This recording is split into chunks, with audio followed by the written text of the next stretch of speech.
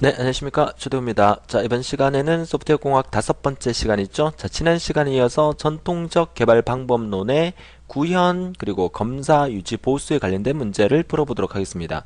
자, 우리가 지금 공부하고 있는 이 전통적 개발 방법론은 지난 시간에 배웠던 고객의 요구사항 분석과 설계에 이어서 계속 진행되는 부분이기 때문에 지난 시간과 이번 시간 통틀어서 전통적 개발 방법론은 여러분들이 집중해서 잘 정리해 두셔야 되는 부분이라고 지난 시간에도 많이 설명을 드렸었죠. 자, 이번 시간에도 역시 좀 힘내서 여러분들 다들 힘들다는 거 저 누구보다 더 잘 알고 있습니다. 조금만 더 힘내서 열심히 마무리 잘 하셔서 자, 좋은 결과 있을 수 있도록 열심히 한번 최선을 다해 보도록 하죠. 자, 구현에 관련된 문제인데요. 자, 구현이라는 말 자체는 프로그래머가 직접 이제 컴퓨터에다가 코딩한다는 얘기예요. 코딩한다는 얘기가 직접 프로그램을 직접 영문으로 돼 있는 명령어들을 넣어서 컴퓨터에다 프로그램을 직접 명령을 내려서 컴퓨터가 이해할 수 있도록 이제 번역도 하고 컴파일 과정을 거쳐서 컴퓨터에다가 프로그램을 입력하는 그 과정을 우리가 구현이라고 하죠. 자, 첫 번째 문제가 이 소프트웨어 개발 방문에서 구현에 대한 설명으로 가장 적절한 것은 그랬는데 결국 프로그래밍 또는 코딩이라고 불리면서 설계 명세서가 컴퓨터가 알 수 있는 모습으로 변환되는 과정을 우리가 구현이라고 하는 거죠. 고객의 요구사항 분석이 끝나고 설계가 끝나면 당연히 컴퓨터에 입력을 해야 되겠죠. 그 과정이라고 보시면 되겠고요.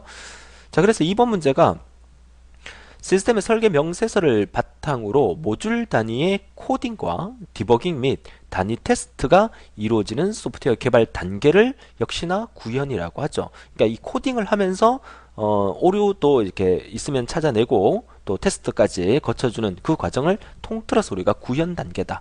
자, 이렇게 얘기를 합니다. 물론 구현이 끝나고 난 다음에 테스트 과정을 거쳐서 우리가 지난 그 본강에서 배웠듯이 블랙박스 테스트나 화이트박스 테스트를 통해서 테스트하는 과정이 필요하지만 이 코딩과 디버깅의 오류 수정까지를 통틀어서 우리가 구현이라고 부르기도 하죠. 자, 정답은 나번의 구현이라고 보는 게 맞아요. 여기 단위 테스트가 이루어진다 말 때문에 다번으로 생각하시면 안 돼요. 코딩이란 말이 더 중요한 말입니다.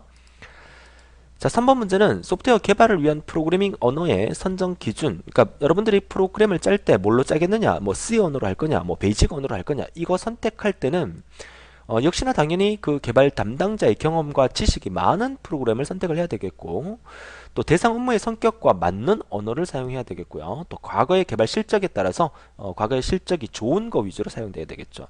무조건 4세대 언어를 사용하느냐 안 하느냐 이걸 따지지는 않죠. 그러니까 우리가 잘할 수 있는 걸로 하는 게 가장 좋습니다. 그죠? 정답은 라번이 되겠고요. 자, 구조화된 프로그래밍 방법론. 이 구조적 프로그래밍 방법론이 지금 우리가 공부하고 있는 전통적 개발 방법론하고 똑같은 말입니다. 그래서 선택과 반복 구조를 사용하는 것은 무엇이냐? 이게 바로 다엑스트라의 반복론이죠. 우리가 교과서에서 나왔던 부분이고 정답은 3번이고요. 자, 5번의 구조적 프로그래밍에 사용하는 기본적인 제어 구조가 순차 선택 반복이라고 그랬었죠. 자, 순차 선택 반복 구조니까 아닌 것은 다번이 되겠네요. 자, 이렇게 단답형 문제가 나오면 기분이 좋은데, 그쵸? 그래도 그 서술형 문제가 오히려 더 쉽다고 제가 지난 시간에도 말씀드렸죠. 잘 정리해 주셨으면 좋겠네요. 자, 구현 단계에 대한 문제를 풀어봤고요. 자, 이어서 검사 단계를 보도록 하죠. 자, 검사, 우리 소프트웨어 공학에서 검사 단계에서 시험에 가장 많이 나오는 것은 화이트박스 테스트와 블랙박스 테스트가 가장 많이 나와요. 소프트웨어 테스트에 사용되는 방식으로 모듈의 논리적인 구조를 체계적으로 점검한다. 결국 화이트박스 테스트는 화이트라는 생각보다는 좀 투명하다는 생각을 가지라 그랬었죠. 그러니까 투명하니까 안에 있는 논리적 구조가 다 보인다는 의미의 테스트예요. 그래서 논리적 그 구조를 체계적으로 점검하는 구조의 테스트니까 이건 당연히 화이트박스 테스트가 되겠고, 또 시험에 나오는 것은 화이트박스 테스트의 종류와 블랙박스 테스트의 종류를 구별하는 문제가 더 많이 나와요. 이번 문제가 당장 그런 문제죠. 다음 중 화이트박스 테스트의 기법이 아닌 것은의 정답은 라번의 이 동치 분할 검사는 블랙박스 테스트에 속한다는 거. 그러니까 화이트박스 테스트에 속하는 거와 블랙박스 테스트에 속하는 것을 구별해서 여러분들이 외워줄 필요가 있다는 겁니다. 데이터 흐름 검사라든지 루프 검사, 기초 경로 검사는 전부 다 화이트박스 테스트의 기법에 속하는 형태입니다. 자, 그래서 3번 문제는 이제 맥케이브에 제한된 소프트웨어의 복잡성을 나타내는 측정인데, 자, 4번 문제를 먼저 들여다보면, 자, 4번 문제에서 맥케이브의 복잡도는 A라는 모듈과 B라는 모듈과 C, D라는 모듈이 이런 관계를 갖고 있어요. 그러니까 A, B, C 여기에 빈 공간, 자, 빈 공간을 제가 이렇게 표현을 하라 그랬었죠. 이렇게 빈 공간 한 개. 그 다음에 여기 여기에 이제 빈 공간, 여기에 빈 공간. 그리고 바깥쪽에는 빈 공간. 그래서 복잡도는 총 얼마다? 4가 된다. 이렇게 우리가 배웠었잖아요. 자, 그러니까 결국 3번 문제도 자, 맥케이브 복잡수 측정에 대한 설명 옳지 않는 것은 영역은 그래프의 평면에 둘러싸여진 부분으로 묘사될 수 있다. 그러니까 평면에 이렇게 둘러싸여진 부분으로 묘사된다는 말 맞는 말이고요. 영역의 수는 경계된 영역과 그래프의 외부의 비경계 영역 수를 계산한다. 이 경계된 영역 이 부분, 그리고 이 부분, 이 부분과 외부의 이 부분까지 포함한다는 말 역시 맞는 말이죠. 자, 모듈의 크기는 실제 상한선이 존재하지 않는다가 틀렸고 존재하게 되고요. VG는 영역의 수를 결정함으로써 계산되어진다는 계산 공식도 우리가 같이 있었죠. 자, 정답은 다번이 되겠고 이거 맥케이브의 복잡도에 관련된 문제가 나온다면 복잡도의 수를 우리가 찾아낼 수 있는 그 연습을 조금 해주시면 되겠다라고 말씀을 드리고요. 자, 이어서 5번 문제 보도록 하죠. 자, 5번 문제는 제품이 수행할 특정 기능을 알리기 위해 각 기능이 완전히 작동되는 것을 입증하는 검사로서 기능 검사를 한다. 실제적으로 논리적인 어떤 구조를 검사하는 게 화이트박스 테스트라면 기능적인 부분을 검사하는 게 바로 블랙박스 테스트 검사다라는 거 기억하시면 되겠고, 그래서 이제 블랙박스 테스팅을 통해서 발견하기 힘든 오류 같은 경우에는 어떤 오류가 됩니까? 정답은 그쵸, 논리 구조상, 그러니까 논리적인 어떤 구조를 테스트하는 건 화이트박스 테스트라고 그랬었죠. 정답은 라번이 되겠습니다. 자, 화이트박스 테스트, 블랙박스 테스트 구별하는 문제는 계속해서 나오고 있지만 여러분 충분히 맞추셔야 되는 부분이에요. 블랙박스 테스트 검사에 해당되지 않는 것은 데이터 흐름 검사, 아까 앞에서 나왔었죠. 화이트박스 테스트였고요. 블랙박스 테스트 검사의 대표적인 게 동치 분할 검사고, 그 다음에 원인 효과 그래픽 기법, 그리고 비교 검사 기법입니다. 제가 지금 발음하는 데 있어서 되게 힘들어요. 그러니까 블랙박스 테스트, 화이트박스 테스트 이렇게 왔다 갔다 여러분 한번 해보세요. 블랙박스 테스트, 화이트박스 테스트 이렇게 발음하기가 되게 힘듭니다. 웃지 마세요. 네. 자, 소프트웨어 검사 단계를 올바른 순서로 나열한 것은, 자, 소프트웨어 검사 단계의 순서는 뭡니까? 첫 번째 요구사항 검사를 먼저 하게 되겠죠. 검사 끝나면 뭐 합니까? 그 다음에 설계 검사를 하게 되겠죠. 설계 검사. 자, 설계 검사를 두 번째로 하게 되고, 요구사항 검사, 설계 검사. 아, 이거는 죄송해요. 이거는 소프트웨어의 검사 단계죠. 지금 설계 단계, 소프트웨어를 만드는 단계를 제가 착각을 했는데, 소프트웨어를 검사할 때는 요구사항을 먼저 검사하는 게 아니라 코드를 먼저 검사하죠. 그러니까 프로그래머가 코딩을 하고 난 다음에 그 코딩이 제대로 돼 있는지 안 돼 있는지 그거 코드 검사하는 게 먼저고요. 그 다음에 설계, 얘가 먼저고 그 다음에 설계 검사를 하죠. 설계 검사 끝난 다음에 요구사항 검사를 하게 되고 마지막으로 시스템 검사를 하게 되는 나번이 정답이 되겠어요. 그러니까 방금 저처럼 이렇게 이게 전반적인 우리가 전통적 개발 방법론의 요구사항 분석, 설계, 구현, 테스트, 유지, 보수 이 단계를 묻는 게 아니에요. 그죠? 이거는 소프트웨어 자체를 검사하는 단계를 묻는 거기 때문에 코드 검사가 맨 먼저 우선돼야 된다는 거 반드시 기억해 주시면 되겠습니다. 자, 이어서 객체 지향 테스트를 수행하기 위한 객체 지향 프로그래밍 언어는 다음 시간에 우리가 배우게 되겠지만, 자, 객체 지향 테스트를 수행하기 위한 단계의 순서로 옳은 것은 그랬습니다. 객체 지향에서는 단위 테스팅을 먼저 하게 됩니다. 단위 테스팅을 먼저 하게 되고, 그 다음에 해야 될 게 통합 테스팅, 그 다음에 검증과 시스템 테스팅, 요 순서라는 거 다 번이 정답이니까 객체 지향 테스트를 수행하기 위한 단계의 순서를 이 문제를 통해서 한 번 더 점검해 주시기 바라고요. 자, 10번 문제는 이거 용어 기억나시죠? 하향식 통합에 있어서 모듈 간의 통합 시험을 하기 위해서 일시적으로 필요한 조건만을 가지고 임시로 제공되는 시험용 모듈이 무엇이라는 거. 이게 바로 스터브죠. 스터브. 임시로 제공되는 시험용 모듈을 우리가 스터브라고 한다는 거 기억하시면 되겠네요. 자, 이어서 3.4 검사 계속 보도록 하죠. 자, 상향식 통합 테스트 과정이 옳게 나열된 것은 상향식입니다. 상향식 통합 테스트입니다. 그러니까 밑에서부터 위로 이렇게 올라가는 테스트죠. 상향식 통합 테스트의 과정은 그 첫 번째로 해야 될 게, 그쵸, 밑에서부터 위로 올라가야 되니까 낮은 수준의 모듈들을 클러스터로 먼저 결합하는 과정. 이게 이제 첫 번째로 해야 될 일이고, 그 다음이 드라이버라는 제어 프로그램을 작성을 하죠. 드라이버라는 제어 프로그램을 작성을 하고, 자, 그 다음에 해야 될 일이 뭡니까? 그쵸. 클러스터의 검사고, 그 다음에 이제, 드라이버 작성한 부분을 다시 제거를 해야 되겠죠. 제거하고 클러스터를 상위로 결합하는 과정. 결국 상향식이니까 낮은 쪽에서 높은 쪽으로 올라간다고 봤을 때 낮은 수준이 먼저 가야 되고, 그리고 상위로 결합하는 게 마지막에 온다. 자, 이 개념으로 순서를 기억해 주시면 되겠어요. 자, 정답은 몇 번이 되겠어요? 2, 1, 3, 4니까 나번이 되겠네요. 나번. 자, 기억할 수 있도록 해주세요. 11번이었고요. 자, 12번 문제. 소프트웨어를 테스트하는, 그죠? 시험의 목적은 역시 오류를 찾는 데 있겠죠. 자, 이해 종류로는 단위 테스트가 있고요. 여러분 교재 오타죠? 그죠? 단위 시험인데 단시 시험 이렇게 돼 있는 것 같아요. 그죠? 자, 단위 시험과 또 통합 시험, 그리고 검증 시험, 그리고 시스템 시험이 있는데, 자, 이 중에서 소프트웨어가 요구 사항에 맞는지를 추적해 보는데 중점을 두고 있는 것은 검증 시험입니다. 그렇죠? 자, 여러분 그 교재에 지금 문제 보고 있는 교재에 한 장 앞으로 넘겨주시면 갈로 3번의 검사 전략에서 작은 갈로 2번에 단위 검사를 먼저 하고 그 다음에 통합 검사, 검증 검사, 시스템 검사라는 네모 박스 나오고요. 그 밑에 이제 단위 검사에 대한 설명, 통합 검사, 영어로 하면 인터그레이션 테스트. 그 다음에 이제 스터브라는 용어도 중간에 하나 보이시죠? 그리고 넘어와서 검증 검사, 요구사항 검사, 그리고 시스템 검사, 그리고 디버깅까지 설명이 되고 있는 부분을 한번 쭉 읽어봐 주시면 되겠어요.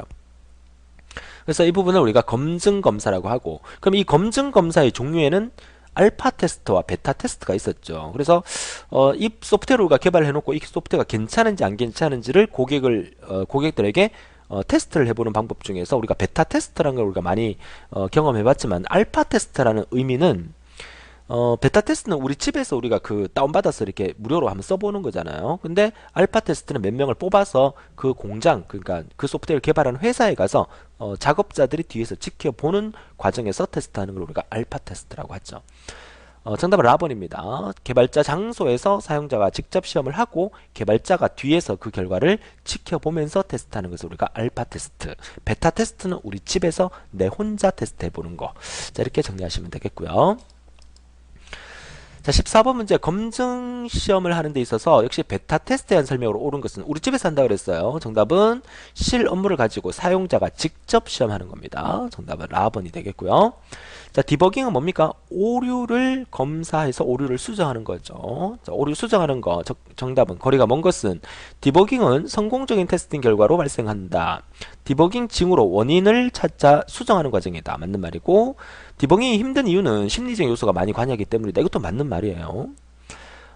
디버깅에 대한 체계적인 접근은 아직까지 제한되지 않고 있다. 우리가 제일 중요한 게 이 디버깅, 오류 수정하는 게 중요하기 때문에 체계적인 접근 방식도 제한이 돼서 우리가 계속 진행을 하고 있다고 보셔야 됩니다. 정답은 라번이 되겠어요.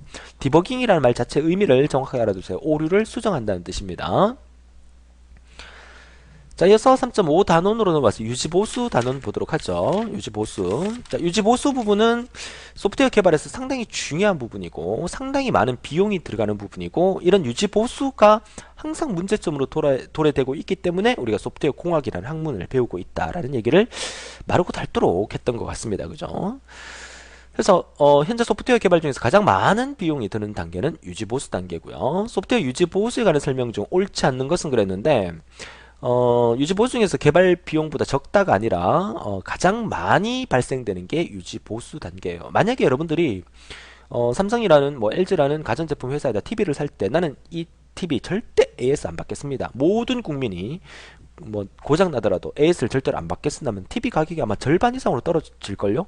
그쵸? 근데 또 그렇게 할 수는 없는 거 아니에요. 고장 나면 고쳐줘야 되니까. 그래서 이제 외국 같은 경우에는 그런 경우 많아요. 그러니까 그 물건을 구입할 구입할 당시에 워런티 비용을 따로 지급을 하는 거죠. 그러니까 무슨 말이냐면, 네가 이 제품에 대해서 AS를 받을 거냐, 그죠? AS를 받을 거냐, 그 무상 AS를 받겠다. 얼마냐? 2년간 무상 AS를 받겠다. 그러면 2년간 무상 AS 받는 거 100불 따로 내라. TV 가격은 500불인데 AS 받는 비용은 100불 따로 내라. 그러면 나는 고장나도 내가 고치든지 버리든지 내가 알아서 할 거다. AS는 안 받겠다. 그러면 그 100불 안 내고 500불로 테두리를 살 수 있다는 얘기잖아요. 그래서 우리나라에서도 그런 제도가 아마 진행이 되고 있지 않을까요? 그쵸? 뭐 그렇게 되면 좀 더 우리가 내가 사고 싶은 제품의 가격이 좀 더 다운시킬 수 있지 않을까 이렇게 생각을 하죠. 그래서 유지 보수 비용이 상당히 많이 든다는 건 항상 소프트웨어 개발에서 문제점이라고 볼 수가 있어요. 자, 3번 문제 역시 유지 보수에 대한 설명으로 옳지 않는 것은 그랬는데 소프트웨어 유지 보수 비용은 개발 비용보다 적다가 아니죠. 유지 보수 비용이 가장 많다고 말씀드렸고요. 소프트웨어 유지 보수의 유형 4가지 있었죠. 수정 유지 보수, 그리고 완전 유지 보수, 그리고 예방 유지 보수. 그죠? 그리고 또 유지 보수의 내용 또 하나 뭐 있습니까? 수정, 완전, 예방, 그리고 적응 유지 보수, 어댑티브. 그죠? 적응 유지 보수. 영어로도 시험에 잘 나오니까 영어로도 여러분들 알아두셔야 될 거는 반드시 알아두셔야 된다고 말씀드립니다. 정답은 4번이고 수정 유지보수, 완전 유지보수, 예방 유지보수, 적응 유지보수 이 4가지 중에서 또 비용이 가장 많이 드는 것은 완전 유지보수다. 요거까지 말씀을 드리죠. 자, 이어서 5번 문제는 소프트웨어 유지 보수 유형 중에서 현재 수행 중인 기능의 수정, 또 새로운 기능의 추가, 또 전반적인 기능의 개선을 요구하는 거, 전체의 50%를 차지하는 거, 가장 많은 비중을 차지하는 게 바로 완전 유지 보수라고 했었죠. 완전 유지 보수를 영어로 하면 퍼펙티브 정답은 라번. 그죠? 반드시 영어로도 알아두셔야 된다고 말씀을 드립니다. 자, 6번 유지보수 활동 종류로 볼 수 없는 것은 역시 적응 유지 보수, 또 예방 유지 보수, 그리고 정정 유지 보수, 그러니까 수정 유지 보수가 되겠죠. 그리고 완전 유지 보수 이렇게 되겠죠. 정답은 4번이 되겠네요. 그러니까 우리말이 조금씩 바뀌게 이렇게 나오게 되면 또 힘들어질 수 있어요. 그러니까 영어로 정확하게 알아두는 게 더 중요하다고 말씀드리죠. 영어는 단어가 바뀌지 않으니까 우리말은 단어가 자꾸 바뀌어요. 그렇죠? 앞으로 자빠지다, 꼬꾸라지다, 넘어지다, 뭐 하여튼 여러 가지 표현이 많잖아요. 그래서 한국말이 제일 어려운 것 같아요. 그죠? 자, 그 다음에 7번 문제는 소프트웨어 유지 보수 작업의 목적으로 부적절한 것은 결국 뭡니까? 하자보수라는 말 자체가 조금 좀 가벼운 말인 것 같지만 맞는 말입니다. 환경 적응, 예방 조치 다 맞는 말이죠. 설계 수정에 대한 개념은 아니죠. 그러니까 유지 보수가 설계를 수정하기 위해서 보수 작업을 한다는 거는 그건 아니죠. 설계 단계에서 우리가 완벽하게 만들어 줘야 되겠죠. 그러니까 유지 보수에서 가장 그 힘든 부분이 아까 지난번 문제는 다 뭐였어요? 고객의 요구 조건이에요. 고객이 마음이 변하는 거야. 그렇죠? 나는 이 기능을 원하는데 이 기능이 없다. 그렇죠? 바꿔달라. 그게 이제 가장 힘든 부분이라고 말씀을 드렸던 부분이죠. 자, 8번 문제는 유지보수 비용 산정을 구하는 공식으로 옳은 것은 자, 이 공식 우리 교재에 바로 앞쪽에 넘겨보세요. 넘겨보시면 M은 P 플러스 K2에 C 마이너스 D승이다 라는 거죠. 여기 사가 때문에 헷갈리시면 안 되는데 우리가 보통 2의 8승을 나타낼 때 이렇게 나타내잖아요. 2의 8승은 256이에요. 그죠? 이걸 컴퓨터로 표현할 때 이 사가 8 이렇게도 표현을 합니다. 그러니까 사가 모양은 지수승을 의미하는 거예요. 그러니까 정답은 일단 가번이죠. 가번인데 이거 적을 때 이렇게 M은 P 플러스 K2에 C-D승이다. 이렇게 적어야 되는데 요 KE 다음에 요 삭갓이 들어가게 되면 지수승을 나타낸다는 거 꼭 알아주시면 돼요. 정답은 가번이 되겠어요. 공식 자체만 외워두세요. 공식 자체만 P 플러스 KE의 C-D승이라는 거 유지보수 비용 산정 공식입니다.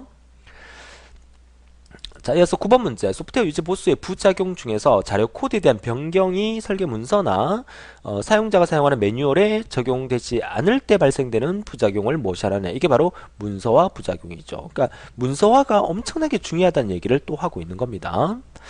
자, 에일리언 코드, 외계인 코드죠. 외계인 코드는 아주 오랫동안 문서화가 되지 않아서 한 15년 정도 지나고 난 다음에 프로그래머가 들어보니까 도대체 이게 무슨 말인지 모르겠다. 이걸 이제 우리가 외계인 코드다 이렇게 얘기를 하죠.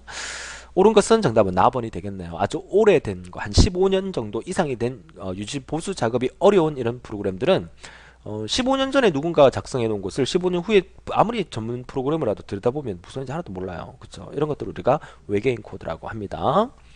자, 기억해 두시고, 자, 마지막 페이지입니다. 자, 외계인 코드를 방지하기 위해서 가장 좋은 방법은 뭐다? 그쵸? 어떻게 만들었다는 문서화를 시켜놓게 되면 가장 손쉽게 우리가 파악할 수가 있겠죠. 정답은 가번의 문서화를 철저하게 해두어야 한다는 게 중요하고요. 자, 12번 문제는 소프트웨어의 시스템 명세의 유지 보수에 대한 설명으로 가장 거리가 먼 것은. 자, 명세서의 유지 보수란 명세서를 항상 최신의 상태로 만드는 것을 말하는 거 맞고요. 소프트웨어는 계속 수정 보완되기 때문에 명세서도 따라서 보완되지 않으면 일관성 유지하기 어렵다는 말 맞는 말이죠. 최신의 명세서는 필요한 경우에 즉시 사용자에게 배포돼야 된다는 말도 맞습니다. 그렇죠? 명세서가 배포되는 거죠. 근데 라번에 시스템 개발자와 사용자는 동일한 명세서를 사용하기 때문에 시스템 구조를 사용자도 잘 알아야 된다. 사용자가 컴퓨터 프로그래밍을 알 수가 없잖아요. 그죠? 구조를 사용자는 알 필요가 없어요. 사용자는 잘 사용할 수 있는지에 대한 그 사용하는 방법에 대한 부분만 우리가 알고 있으면 된다는 의미가 되겠죠. 정답은 라번이 되겠습니다. 자, 이렇게 해서 우리가 지난 시간에 이어서 전통적 개발 방법론의 요구사항 분석 설계에 이어서 구현 그리고 테스트 그리고 유지 보수까지 문제를 같이 풀어봤는데 다시 한번 말씀드리지만 전통적 개발 방법론에 관련된 문제가 시험에 많이 출제가 되고 있으니까 잘 정리하셔서 여기와 관련된 문제는 절대 틀리는 일이 없도록 해주셔야 되고 소프트웨어 공학 과목 자체에 우리가 목표 점수가 높기 때문에 조금 더 신경을 써 주셔야 된다고 말씀을 드립니다. 쉽다고 말씀드린다고 해서 공부를 덜 하라는 얘기가 아니라 쉬운 과목일수록 좀 더 집중해서 공부해서 높은 점수를 얻어야만 나머지 과목이 어려워서 점수를 잃더라도 전체 평균 60점 이상을 우리가 충분히 확보할 수 있다는 그런 얘기를 하고 있는 거죠. 자, 다음 시간에는 제 6강으로서 이제 객체지향 소프트웨어 공학 강의를 안 들으신 분 들으시고 문제풀이 강의에서 또 뵙도록 하겠습니다. 오늘도 즐거운 하루 되십시오. 수고하셨습니다.